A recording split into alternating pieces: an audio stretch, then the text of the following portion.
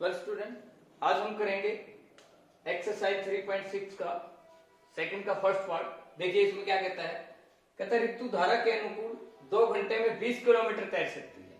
कोई बच्चा है जो धारा के अनुकूल पानी में तैर रहा है, वो 2 घंटे में उसकी स्पीड है कि वो 20 किलोमीटर तक तैर सकता है, और धारा के प्रतिकूल ऑपोजिट आते वक्त 2 ही घंटे में वो सिर्फ 4 किलोमीटर तैर सकती है। तो बताइए उसकी स्थिर जल में तैरने की चाल बतानी है और हमने धारा की चाल भी ज्ञात करनी है। तो इसको कैसे करेंगे, देखिए हम जो बच्चा है ऋतु की स्थिर जल में तैरने की चाल, जैसे तालाब होता है उसमें पानी हमारा बहाव नहीं होता, नदी का पानी बहाव में होता है, तालाब का स्थिर होता है।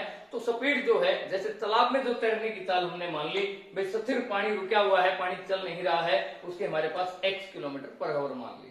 और जो धारा की चाल है, अब नदी पे आ जाइए, नदी का जो बहाव होता है, कई नदी धीरे धीरे बहती है, कई स्पीड में बहती है बहुत तेज धारा में, तो वो धारा की जो चाल है वो y किलोमीटर है। अब ये कह रहा है कि धारा के अनुकूल अगर 2 घंटे में चला जाए, आपने देखा होगा आप साइकिल चलाते हैं और आपकी हवा अगर पीछे से आ रही है तो आप आराम से साइकिल चलाते जाएंगे और हवा आपको धकेलती जाएगी, आपकी साइकिल की स्पीड बहुत तेज बन जाएगी। आप अपनी स्पीड से चल रहे हैं, पीछे से आपको हवा धकेल रही है तो आपकी स्पीड तेज बन जाती है, आप और तेज चलने लग जाते हैं। इसी प्रकार नदी में तैरते वक्त आपने देखा होगा, जब आप तैरते हैं जिस साइड पानी बह रहा होता है उस साइड आपको जोर भी कम लगता है, थोड़े से जोर में आप तेजी से तैरने लगते हैं। लेकिन क्या होता है, जब आप वापस आते हैं साइकिल चलाते हुए हवा के अपोजिट में आते हैं, आप पूरा जोर लगा देते हैं, हवा आपको धकेलती है, अब पूरा जोर लगाते हैं तो आपकी स्पीड कम हो जाती है। इसी प्रकार पानी में भी ऐसा ही है, नदी के विपरीत जब हम तैरने लगते हैं तो पानी हमें पीछे धकेलता है, हम आगे की तरफ कोशिश करते हैं तो हमारी स्पीड कम हो जाती है। इसीलिए तो प्रतिकूल में 2 घंटे में सिर्फ 4 किलोमीटर ही वापस आ पाई,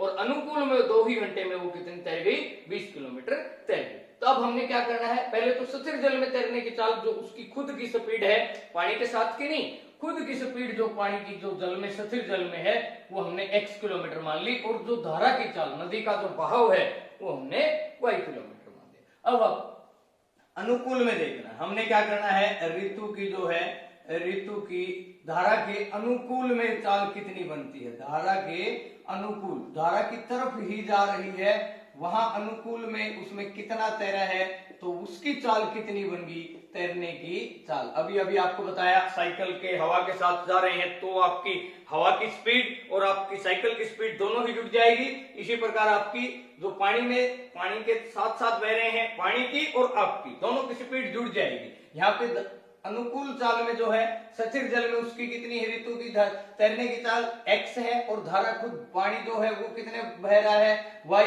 तो अनुकूल में जो है x किलोमीटर पर x plus y kilometre per hour की स्पीड से वो धारा की अनुकूल में चाल चल रही, उसकी खुद की भी चाल होगी और साथ साथ पानी की भी चाल होगी। इस चाल से जो है वो तैर रही है धारा के अनुकूल में। ठीक है भाई, हो गया अनुकूल में। अब अनुकूल में समय कितना लगे है, 2 घंटे। दूरी कितनी है अपनी, 20 किलोमीटर। अनुकूल में लगा समय, अनुकूल जब तैरी है तो उसमें कितना समय लगे हुआ, इसको 2 घंटे लगा है। ठीक है, और दूरी कितनी है अनुकूल की, दूरी है उसकी 20 किलोमीटर। अब आपके पास एक फार्मूला है, दूरी बराबर है, याद कीजिए 5वीं से शुरू हो गया था ये, दूरी बराबर है आपके पास क्या है, चाल गुणा समय। इसका मतलब हमारी दूरी क्या है, 20 किलोमीटर। 20 किलोमीटर बराबर किसके, चाल। जब अनुकूल में चाल क्या है, x जमा y, और गुणा में समय, समय कितना है, 2 घंटे। इसके बराबर कर देंगे, यहां से बन गई एक इक्वेशन। 2 गुणा में है, इसको उठा के भाग में ले आएंगे तो ये 20/2 हो जाएगी। कितना आ गया, x प्लस वाई, 2 से इसको काट दो कितना बच गया, 10। तो हमारे पास एक इक्वेशन आ गई, x जमा y बराबर है 10, दैट इज इक्वेशन फर्स्ट। ये एक इक्वेशन मिल गई हमने।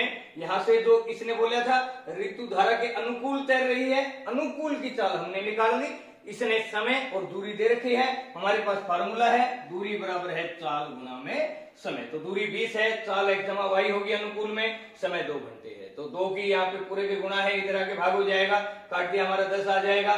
10 बराबर है x जमा y कहो या x जमा y बराबर है 10 कहो, एक ही बात है, दोनों आपस में बराबर है। कैसे लिख लेंगे, अब सेम वर्क अब किस पे करेंगे, हम प्रतिकूल पे करेंगे। अब प्रतिकूल पे निकालिए, पहले तो उसकी जो ऋतु की चाल है प्रतिकूल में चाल निकालिए।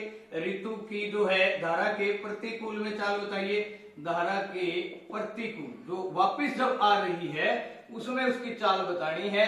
अब ध्यान रखना है आपने, जब बंदा कोई भी है, मोटर बोट है, साइकिल है, नाव है, या खुद बंदा है तैर के वापस आ रहा है, तो बंदे की स्पीड ज्यादा होगी, साइकिल की, मोटर बोट की, जो भी चीज है उसकी स्पीड ज्यादा होगी। अगर अब उसकी स्पीड कम है तो वो बहा ले जाएगी साथ में।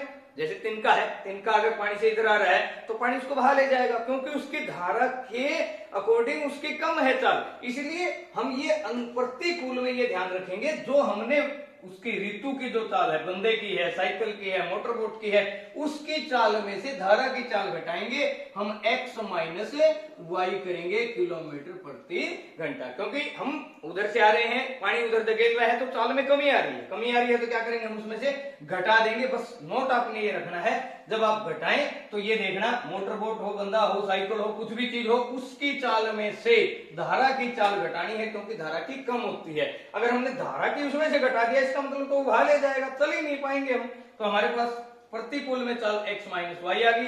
अब प्रतिकूल में जो समय है वो इसने कितने दे रखा है, देखिए वो भी 2 घंटे दे रखा है, और दूरी इसने प्रतिकूल में कितनी दे रखी है, देखिए दूरी इसने 4 किलोमीटर दे रखी है, 4 किलोमीटर प्रतिकूल में तैर सकती है। बात वही आ गई आपका, दूरी बराबर है चाल गुना समय। दूरी अब की बार कितनी है भाई, 4 किलोमीटर, तो दूरी को हम क्या लिखेंगे, 4 किलोमीटर, 4 बराबर है चाल गुना में समय। अब की बार चाल क्या है आपके पास, x माइनस वाई, समय कितना है 2, वही फिर नीचे ले आएंगे, 4/2 हो जाएगा, x माइनस वाई, 2 से 2 काटाइए, तो ये हमारे पास x माइनस वाई बराबर कितना रह गया 2, दैट इज इक्वेशन सेकंड। एक इक्वेशन ये आ गई आपकी, एक इक्वेशन ये आ गई। पीछे पूरी एक्सरसाइज आपने की है, उसके अकॉर्डिंग आप चाहे प्रतिस्थापन विधि से, चाहे विलोपन विधि से, चाहे आप इसे वज्र गुणन विधि से, कौन सी भी विधि अप्लाई करके यहाँ पे इनको x और y का मान निकाल सकते हैं।